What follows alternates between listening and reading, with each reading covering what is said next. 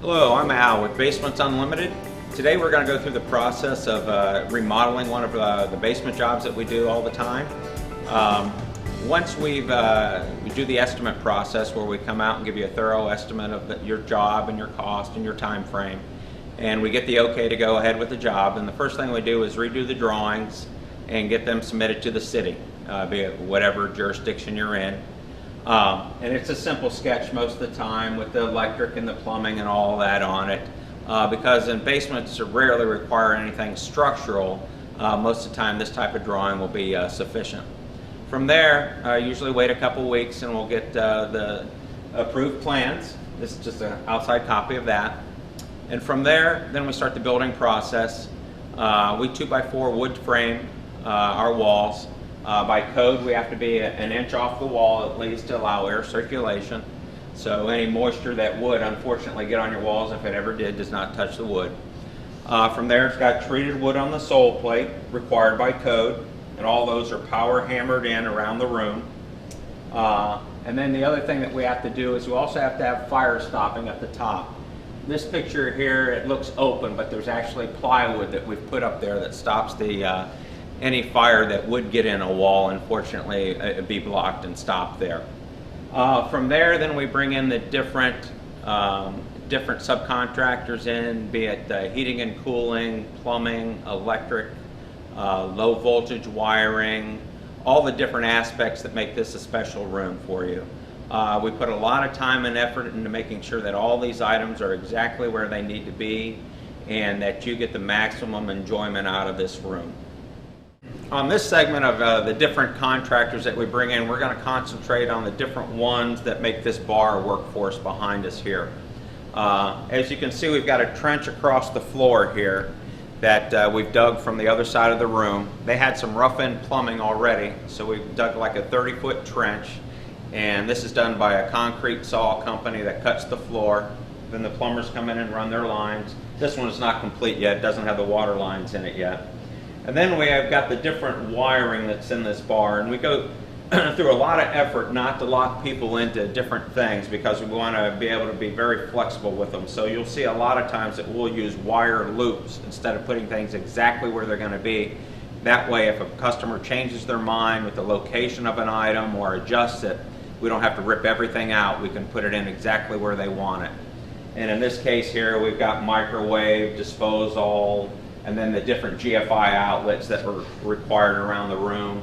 And in this particular bar here, there's going to be a TV on the back wall that will be there. And this window up here is actually going to be covered over. It'll have a glass block window put in it, and then it'll be covered over so it doesn't interfere with the whole bar look. And then from there, just the different electric for the little mini coolers and stuff like that. So it'll be a very nice bar setup, two-tiered with granite and cherry cabinets.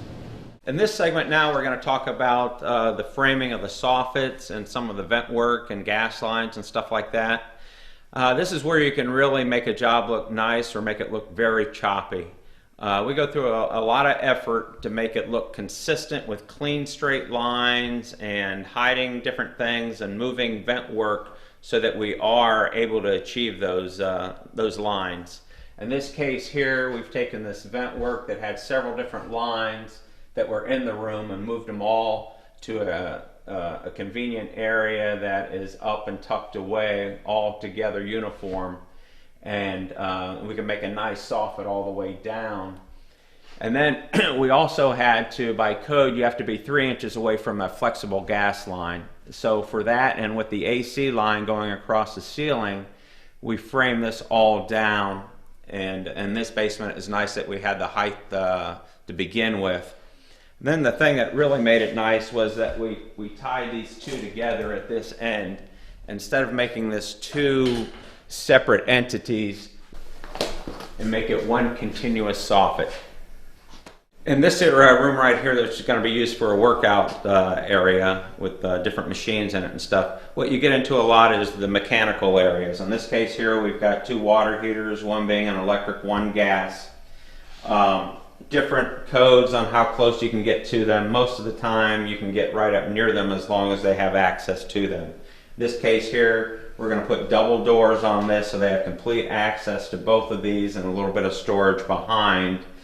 And over here, we've got the gas manifold, which some of the homes have, that all the flexible lines tie into. And this obviously has to have complete accessibility, and on this one we'll have a couple cabinet doors that open up so that you can get to all of these, and any plumber that needed to work on them or turn off valves would have easy access.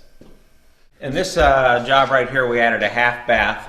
The rough plumbing was already in for a full bath, but it's not unusual that the shower is always in the wrong location and stuff like that. So we actually used the shower on this one to run the bar off of to the other side of the room.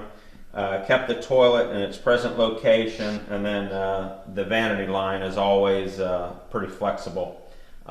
This one not done yet, just in the process of being roughed in and stuff.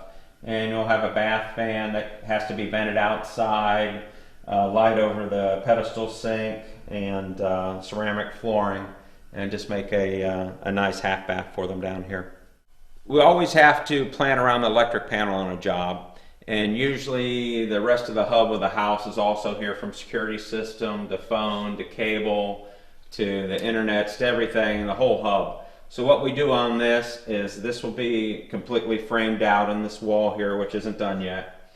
And then at the end, this will have two cabinet doors that will be on it. Whether we'll tie those into the same as the bar area, we're not sure yet. But this way it gives you complete access, and with some of the soffits and can lights you can still really run wires anywhere you would like to from there. We also, on all of our projects, open up the stairwell whenever possible and put a handrail system in here that'll match what is upstairs, because we want to bring as much continuity from upstairs to downstairs. So instead of putting a half wall with a piece of wood on top of it, which just screams basement, we cut it away and put the extra time and effort into making a regular railing system. One of the first things we do before we've even started the project, if there's block walls, is that if they're not waterproof, then we'll put 2 coats of usually a UGL waterproof paint on it.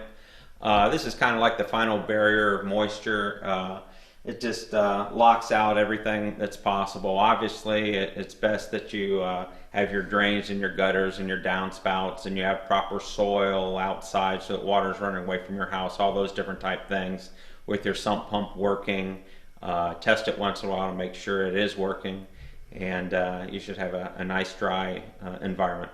After the framing is up and all the mechanicals and everything have been done and are inspected, then R13 insulation is put in the outside walls, and then all the little holes are spray foam fire stopped also.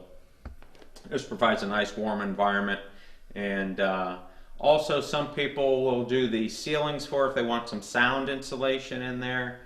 We can do that. It's up to every homeowner, and a lot of times we'll just do like TV areas, or where there's a hard surface upstairs that transfers downstairs. We'll do some of those areas, but each of those is on a basis by basis decision.